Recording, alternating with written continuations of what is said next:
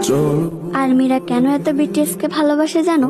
যেখানে অন্য কেপপ আইডলরা বলে আমরা নিজেদের যোগ্যতায় সাফল্যতা অর্জন করেছি, এখানে আমাদের ফ্যানদের কোনো অবদান নেই, সেখানে বাংতানেরা যা বলে।